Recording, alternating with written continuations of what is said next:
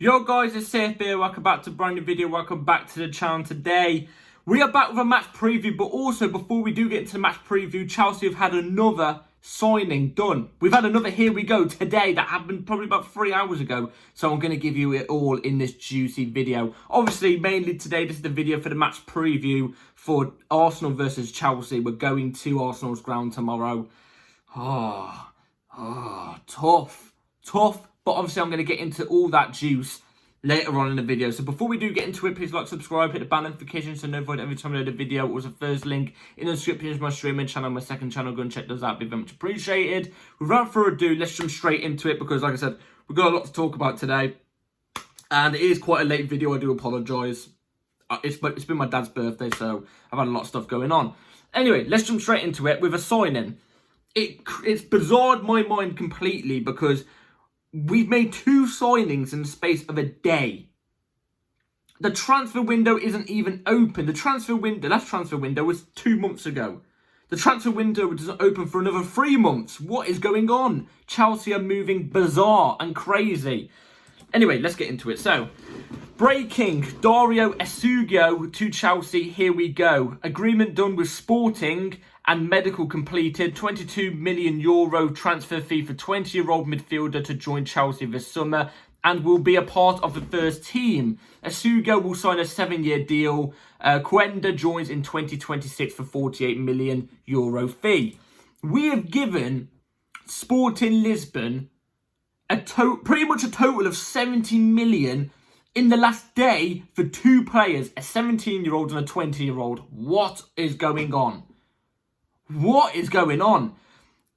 Look, with Quenda, like I said, I've seen him. I've seen a lot of him before we was actually, linked with him and got the signing done. I saw a lot of him. I actually like the player. 40 million is a little bit too much, but okay, I can see the vision in a sense. I've never heard of Essugo before. And actually, I've got a funny story about Essugo. We was linked with him, actually, about 2 months ago. We was linked with him that there's been talks going on and stuff like that. It was only just little talks, you know what I mean? Like, Chelsea had been in talks with Essugo and stuff like that. That was like 2 months ago in the January window. And it's funny because about 2 or 3 months before that, I was on FIFA career mode on my Xbox. I can even show you guys proof if you really want. I was on FIFA career mode on my Xbox, and for my made-up team that I had in Liga Portugal, I actually brought Essugo from Sporting on there, and I just thought, why not? You know what I mean? He's a good potential player and stuff like that. And he's been brilliant for me on the Xbox. Apart from that, it's the only thing I could really say about him because I haven't really checked that much highlights. The only highlights I've seen of him is since we signed him, little montages people put up on Twitter. It's the only thing I've seen of him. And from what I can see of him, he looks like a decent prospect. Do you know what I mean? He's 20 years old. I don't know how much experience he's got or whatever, do you know what I mean? But I've seen a couple clips. He kind of reminds me, like I said, I can't judge him. I don't know what he's like. I've never seen a game of him. I've never seen a lot of him. I've just seen like a 30-second to 50-second clip of him. And he kind of reminds me of another Caicedo. You know what I'm trying to say? Similar profile. You know what I mean? Sliding, crunching tackles. You know what I'm trying to say? Last-ditch challenges and stuff. You know what I mean? Like, controlling that midfield in a similar way to what Caicedo would do.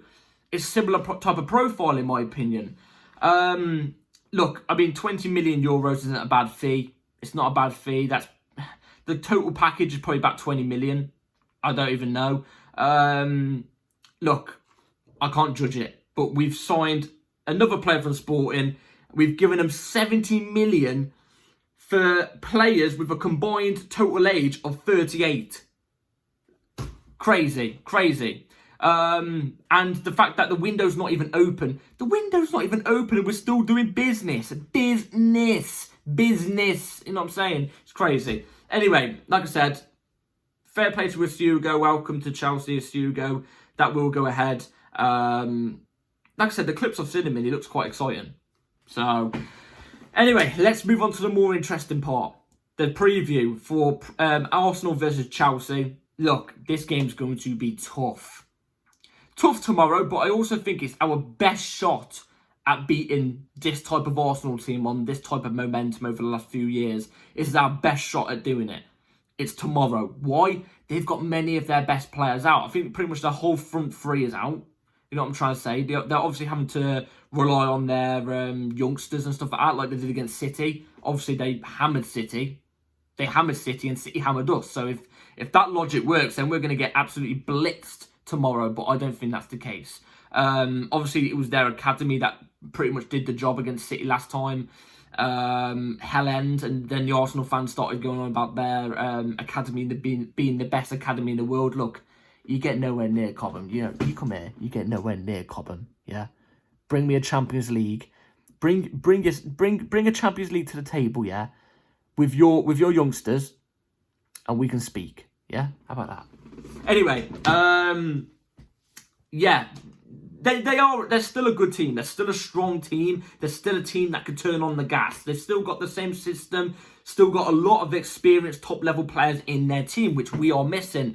But they've got a lot of inexperienced players that have just come in halfway through the season or at the start of the season in their team, especially their front line. So the front line is not exactly going to be firing on all cylinders tomorrow. But is our front line firing on all cylinders? Is our front line, you know... Have we got options to come off the bench for our front line? No. So I'd say front line-wise, I think both teams are on the exact same margin in terms of strength on their front line. You know what I'm trying to say? I think the defences are going to be on top tomorrow. And it's not because of the quality of the defences. Obviously, we know Arsenal's defence is better than ours, which is, I will admit.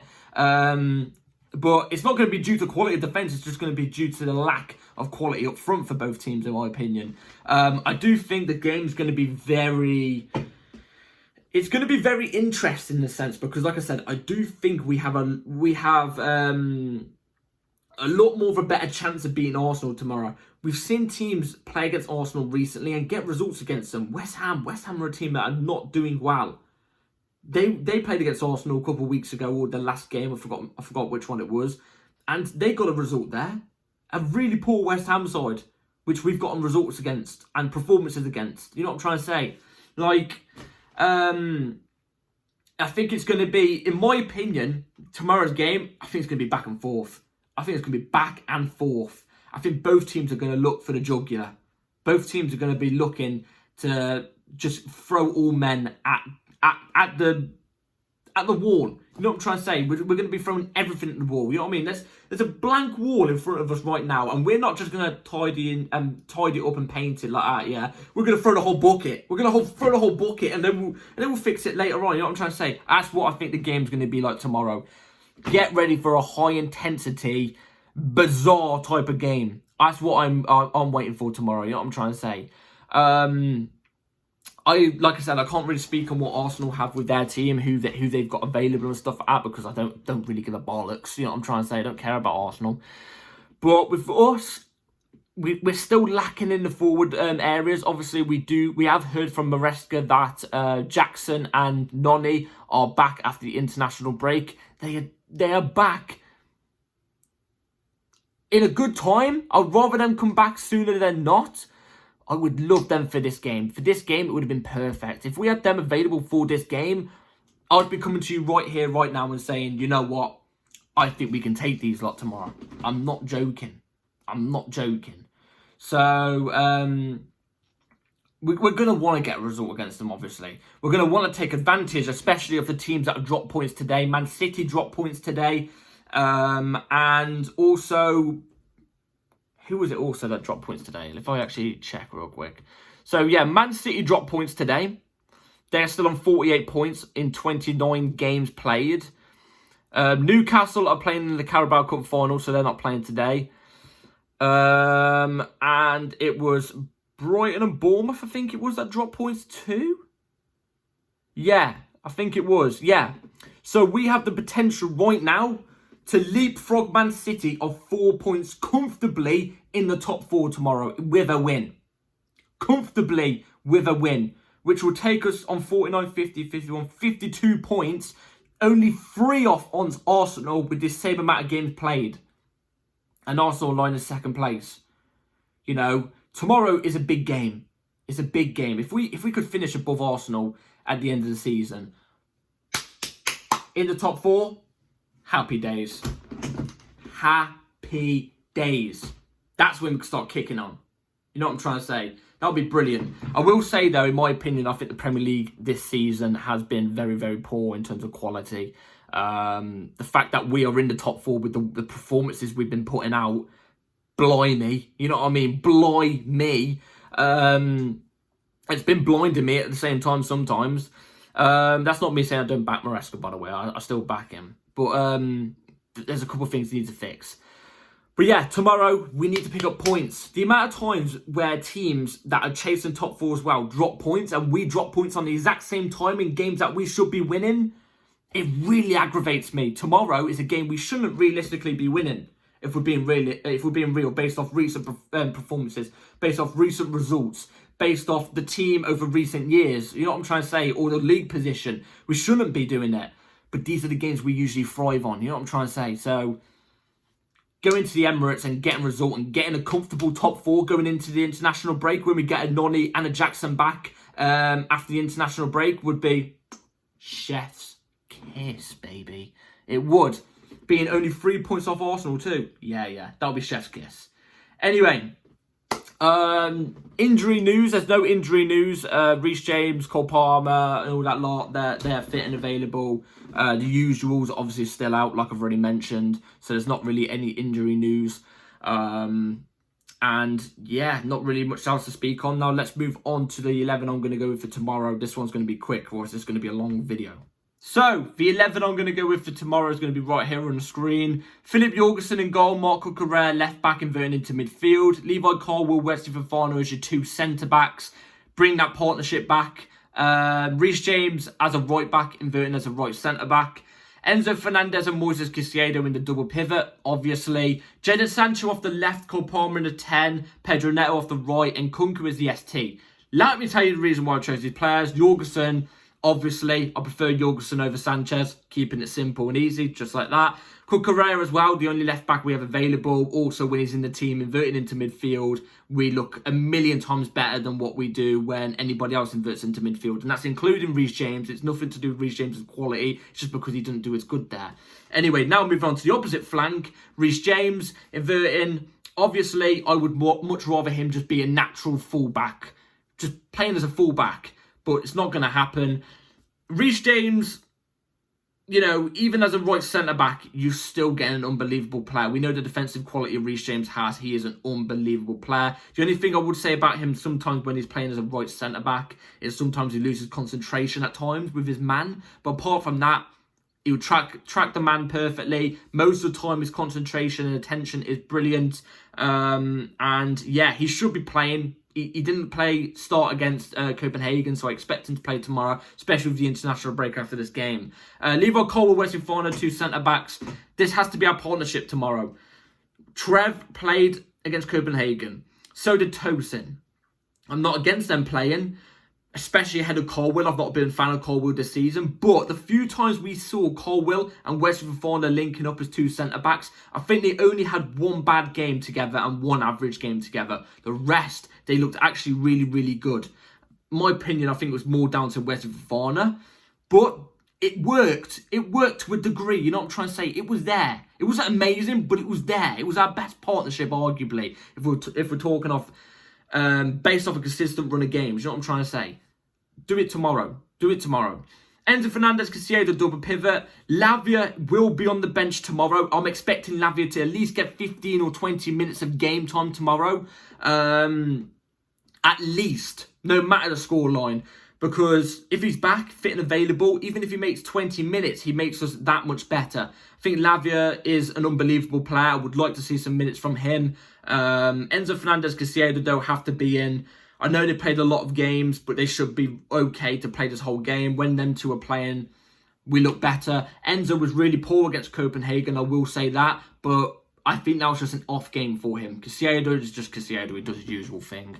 Sancho off the left. I would have gone with George, but he played the whole game against Copenhagen. So I think it's very, very, very, very, very slim chance of him playing also against Arsenal to start with. I don't think it's going to happen. Sancho, thing with Sancho is, he clearly has the quality. I just want Maresca to tell Sancho, look, do a Salah. Don't drop back. Don't pick up the ball at the halfway line. Just stay on the edge of their box. Get ready to grab the ball and be back post for a tap-in. Or stay on the edge of the box and maybe do a couple skills and dribble past a couple players and then set up a chance or something like that, which Salah doesn't do. He's just there for the back post tap-ins. I had to rub that in there, by the way. He's not a good dribbler, but Sancho is. But he's not good at picking up the ball in the halfway line and doing something with it. You know what I'm trying to say? Because he runs out of gas by then. So just tell him to be in the forward areas. Pick up the ball in the forward areas. That's what he's best at. You know what I mean? That's what he's best at. Palmer in the 10, obviously, has to be Palmer. I did think he had a good game against Copenhagen when he came off the bench. Did he get an assist? I can't remember if he got an assist against Copenhagen or not. But he was unlucky not to get a goal. The goal's got to come in at some point. If he bags one tomorrow, his confidence will be skyrocketing, and you'll see him back at his best if he gets a goal tomorrow. Do I think it's going to happen? I'm not too sure. Pedro Neto off the right. I saw a lot of people saying he didn't have a good game against Copenhagen. I disagree. I actually thought he did. It was unlucky at times when, in the first half, when he was playing down the middle, he didn't pick up the ball too much. He lacked in concentration. But apart from that, when Pedro Neto is playing, especially against the big teams like an Arsenal or something like that, he can make things click. He's one of our best chance creation players, in my opinion, in this team. You know what I mean? And his pace, especially from a breakaway, is lethal. Like, for example, with Arsenal with their corners, if we ever get a chance to actually counter-attack and break away, Pedro Neto is a perfect player for that. So we need him on the pitch, in my opinion. And plus, we are going to have him on the pitch because he's the only one. Again, there's no other right wingers. There's none. And Nkunku is the ST. Playing Nkunku is the ST. I know a lot of people are going to go, oh, yeah, but he's not good as the ST or 10 or left winger. I think, look, Nkunku's natural position is 10. That is Nkunku's natural position. Has he been good there for us? No. But look, playing him off the left is a waste. The best way I think you get out of our front three to fire is just playing them in the natural positions. Sancho off the left, Palmer in the 10, Neto off the right, and Nkunku is the ST. Stop interchanging the three. Don't interchange the three. It makes it too complicated. They don't know what they're doing when that happens. If you just have one, which is Nkunku, stick him as the number 9, at least he knows the ability to be a number 9. At least he's done it for many years at times. You know what I'm trying to say? I'm not saying he's a natural number 9, no, but he knows the ability and what it takes to do as a number 9's job. Neto and Sancho don't. So stop that. Just do Nkunku as the 9. Even though he didn't show that ability to the best ability, but he knows the ability and what it takes and what he has to do. So just do that. Anyway, that's the 11 I'm going to go with. So, score predictions tomorrow. Arsenal versus Chelsea. I've got to be honest. It would be so nice if we won tomorrow. So nice tomorrow. Chicken dinner day tomorrow as well. Sunday roast, obviously, because it's a Sunday. Early afternoon on a Sunday. To go comfortably in the top 4 going into international break. With players coming back after the international break. It would be so delicious. Sorry about this, guys. 20%. I swear it always comes on 20% every time I'm recording. And yeah, getting a win over our rivals would be so delicious. It would be such a delicious day. But I've got to be honest, and I hope it reverses on me and the scoreline changes. I've got to be honest. I think it's going to be... it makes me feel sick, the fact I have to say this. I think it's going to be Arsenal 3, Chelsea 1. I think it's going to be Arsenal 3, Chelsea 1. Like I said, I pray to the football gods in heaven, please flip that result so it's Arsenal 1, Chelsea 3. Please, for the love of God. Or Arsenal 0, Chelsea 3. Oh my God, that would be amazing. But, I mean, if we played like how we did against Copenhagen, especially in the first half against Copenhagen, it's going to be 3-1 Arsenal. It will be. But there is that chance. We do have that chance, but I just think the performances have been a bit lackluster. If we perform how we've been performing over the last couple of weeks in this game, at their ground as well, oh, I don't know. Like I said, I always come on here and be real with you all. I'm not going to sit here and lie. But prove me wrong, Charles. Prove me wrong, because it would be bloody delicious. Anyway, that's it for today's video. Let me in the comments down below what your score prediction is. Please like, subscribe, hit the bell notification so you're notified for my video, my match review after the game, an hour after the game tomorrow, so be ready for that. I'm not going to be there, unfortunately, for the game for a match vlog. I'm not going to be there. Go and check out my last match vlog, which was for the Copenhagen game. Go and check that out. And yeah, I'll see you after the game tomorrow. Be ready for it. Come on, Charles. Let's get this. Peace.